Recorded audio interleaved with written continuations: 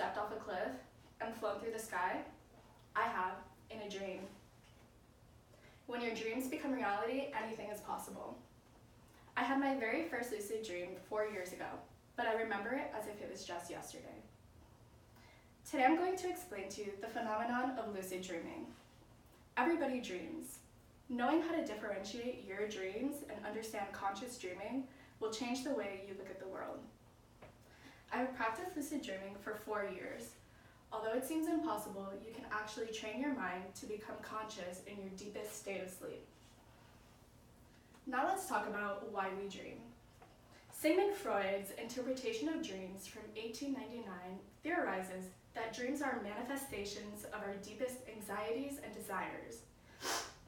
These often include childhood repressed memories and sexual tensions. According to the American Sleep Association, there are 5 stages of sleep, based on the characteristics of the body and the mind. Stage 1 is the lightest stage, followed by stage 2, which is a slightly deeper state. It is less easy to be woken up. Stage 3 and 4 are progressively deeper, commonly referred to as a deep sleep or delta sleep. Stage 5 is when we enter rapid eye movement, or REM sleep. This is a stage commonly associated with dreaming. It's characterized by an irregular heart rate and absolutely no muscle movements. Many different theories support why we dream. Some commonly supported theories, according to healthline.com, are dreams of fight or flight training. Have you ever had a dream of someone chasing you, or maybe showing up to school naked? The amygdala is part of the brain responsible for fight or flight responses. It's one of the most active areas of the brain during dreaming. This type of dream is commonly associated with nightmares. Another type of dream is a dream as your muse. This is a dream that draws out your creativity. Have you heard the phrase, not in your wildest dreams? This is because in your dreams you can create and imagine scenarios that may not be realistic in real life, but that's what makes dreams so incredible. Dreams as your memory aids. In storing memories, we sort through what is necessary and unnecessary to remember. Many studies of recall support this theory of dreaming. Now let's dive deeper into the phenomenon of lucid dreaming. British psychologist Keith Hearn was the first to create scientific proof of lucid dreaming in 1975. The studies are supported by Stefan Leberg, lucid dream researcher. He hooked up a lucid dreamer to sleep machines and told the participants to look left and right to signal when they enter a lucid dream or became conscious in their dream state. Here in this photo, you can see where those moments occurred, the left and right eye movements, proving the consciousness during this dream state. Leberg defines lucid dreaming simply as dreaming while you know that you're dreaming. According to thecut.com, 19 to 37% of the population are frequent lucid dreamers, more specifically meaning those who lucid dream more than once a month. There are many benefits to lucid dreaming, including endless creativity and overcoming fears. When we dream, we often focus on anxieties in our daily life. Many people use lucid dreaming to overcome these anxieties. For example, those who suffer with PTSD suffer from nightmares and night terrors. Using lucid dreaming, they can come into consciousness during their dreams and take control of their most fearful anxieties. Researchers are pushing treatments as an ability to overcome fears and traumas. Now we can talk about how to lucid dream.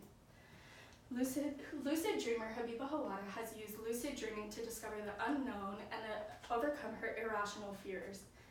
She explains how to train your body and mind how to lucid dream. Keeping a dream journal is the most important step. Write down everything you've dreamt about when you wake up in the morning.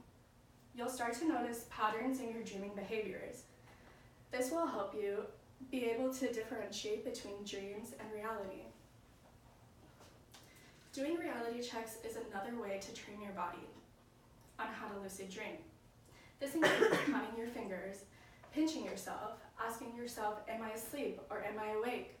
Checking the time and looking at yourself in the mirror. For example, if you pinch yourself and you're awake, you'll feel physical pain.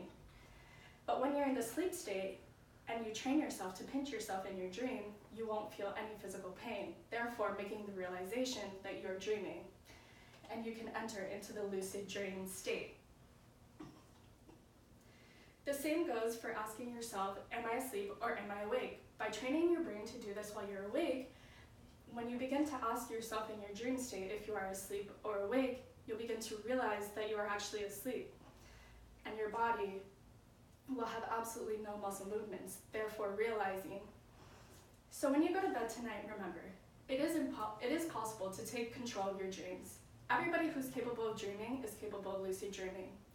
When the body reaches REM sleep, this is when lucid dreaming is possible. Dr. LeBerg says it best. If you must sleep through a third of your life, why sleep through your dreams too? Thank you.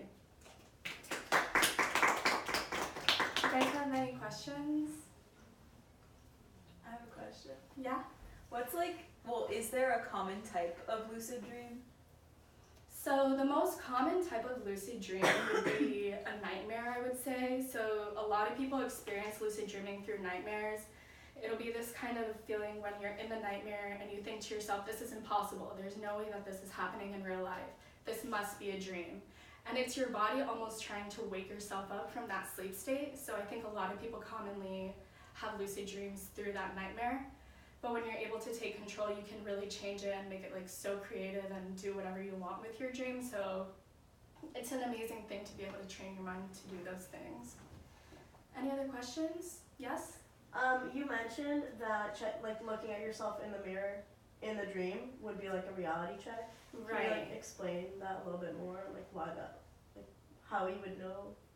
Okay, so by looking at yourself in the mirror, if you train your body, the reality checks are something that you're supposed to do not in your sleep state. So when you're awake, like right now, doing things like pinching yourself, like what I was talking about. But if you do something like look at yourself in the mirror in the physical world, you'll be able to look at your reflection. But since you're sleeping, your physical state is asleep. So when you try to look at yourself in the mirror, it'll be more difficult for your brain to imagine what you look like in the moment. And therefore you'll feel that kind of distortedness and you'll start to understand that you're in a dream. And then from then on you can begin lucid dreaming. So yeah, that's it. Thank you.